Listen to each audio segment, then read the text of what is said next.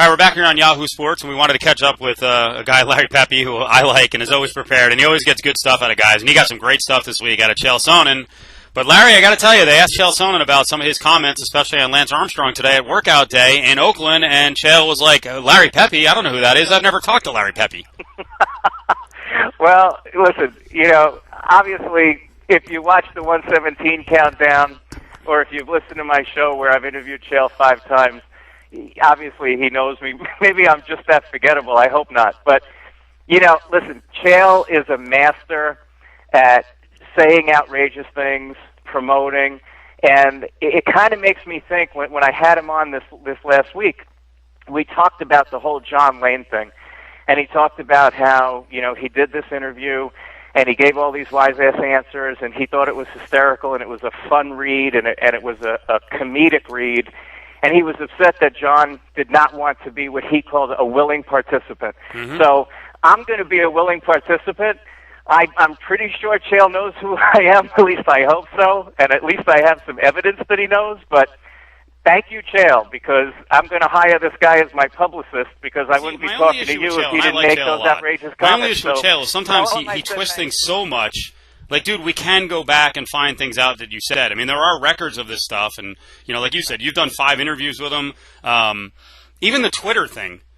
Like, he said the same things he said on Twitter to me, Ioli, and other people in interviews. Like, we can go back and get it, Chael. You can't just say it was never said. Mm-hmm. Don't you think it's weird?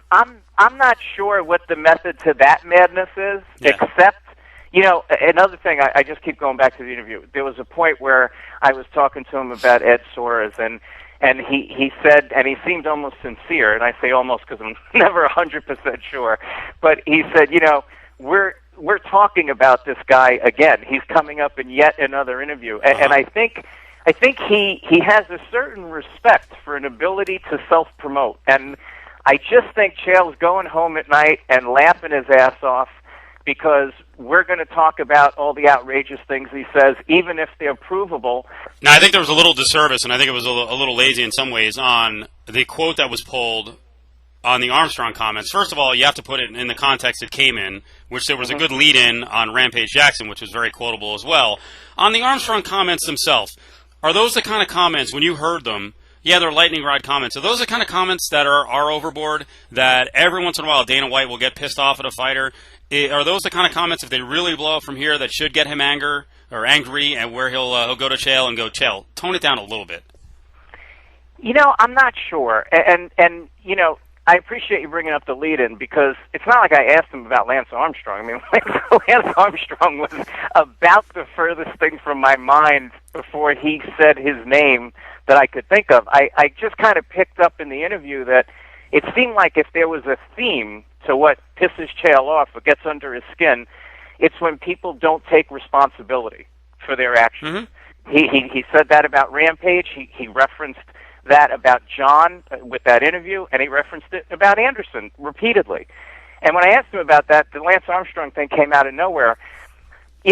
Look, from being a sports guy, not just an MMA guy, that there's rampant rumors about what Lance may have done in terms of performance enhancement. There's lots of information and beliefs out there, accurately or otherwise, that performance enhancers can cause serious illness. There's a lot of rumors out there that Lyle Alzado got cancer because of steroids. You can agree or disagree with any of that.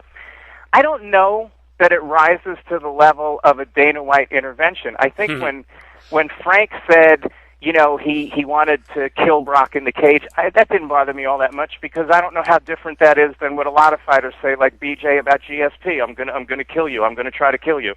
I don't know how different any of that is, but I get that your concern is that you don't want to further the perception that MMA is barbaric. This doesn't further that perception. This is one guy's opinion, and I just don't know that it really colors MMA. If a football player said that, would the NFL call the guy and say, "Hey, you shouldn't"? I don't know, but while it's weird that it kind of came out of nowhere, and it definitely is inflammatory, I just don't know if it's the type of thing that we need to legislate.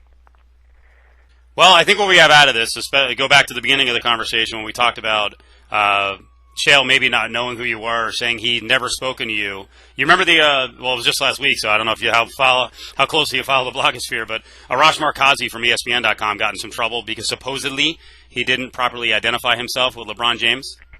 Right. Have you not been telling Chael your name? Is that the problem? When you interviewed him face to face?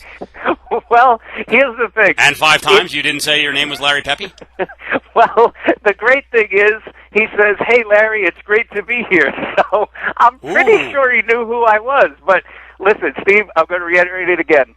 I'm going to be a willing participant in the Chael Sonnen circus, and I am going to thank him because you're interviewing me now about it, which wouldn't be happening if he didn't make that comment today.